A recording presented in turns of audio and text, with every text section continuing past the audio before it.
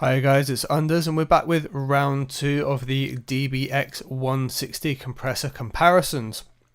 Now, what I was going to attempt to do was similarly to what I did with the UAD versus Waves one, although correct the issue with the mix knobs in the pull down menu here available on the Waves one, which you can reveal by clicking collapse here. However, these two behave so irrationally different that I can't do it. The Waves and UAD versions were different and they had a different sound and different texture and flavor, but they were comparable. These two do not behave in the same way. I don't know if I'm being incredibly simple and can't work out as to why, but if you have a look at the settings here, the input and mix is as it should be, noise is off. I've got the high pass sidechain initiated, which according to the manual is around the 90 Hz region. On here it snaps to 91.4 Hz, so they're both in the correct place. If we drop this down so we can bring them a bit closer together, the settings I've got exactly the same. The threshold is on the 100.0 microvolts. Same on here, it comes up as 0.100 instead though. That might be our problem.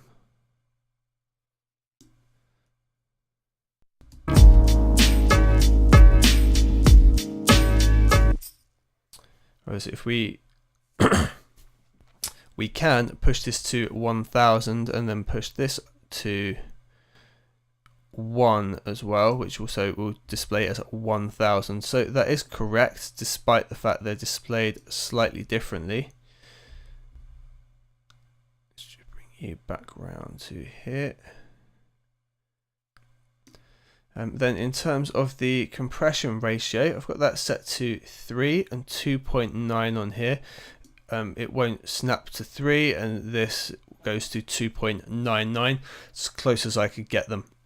So 0.08 away from each other technically, and then the output both set to 0 decibels. Obviously on the DBX here we're only looking at this top channel because they are linked together. And then they behave so drastically differently. Whether I have the detector high pass enabled or disabled, it doesn't seem to make a difference. So if we have just the Waves one enabled at the moment, we'll see it's compressing by like 10 decibels.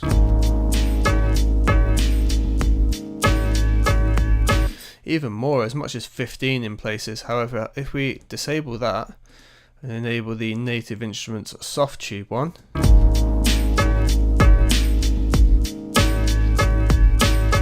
it's barely pushing 4 dB in reduction. I can't figure it out. Simple as that.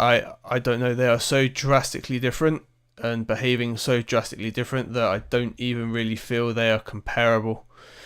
I have never had the opportunity to use a real 160 because they're pretty rare beasts in the wild, but I would guess the Waves one to be the closer, with the fact it's a supported emulation and the Native Instruments Softube one is not strictly.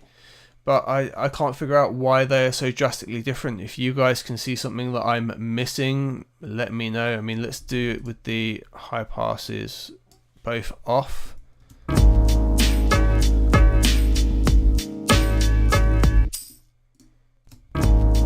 Same result. In fact, even worse on the Waves one. I don't know why it is. No matter how you match the settings, the Waves one compresses like 3 or 4 times harder than the Softube one.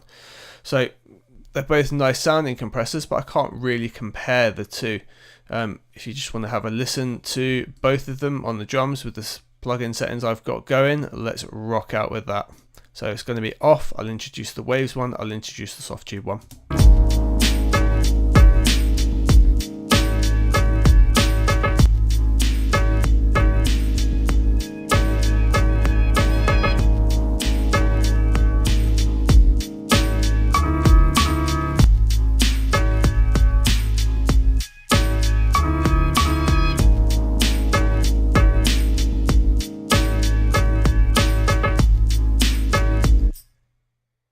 And there you have it. I prefer the Softube one because it doesn't absolutely destroy the signal at these settings.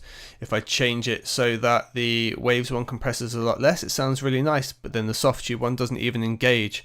So the compression side of that completely fails. Guys, if I'm being super simple and I can't see what's going on, let me know. Or if you've experienced something similar, let me know, because this is going to really bug me now I've come to do it. It was requested by one of my subscribers, and I'm sorry I've not been able to deliver it, but I've tried. If this was somewhat helpful for you, please like the video, pop a comment below,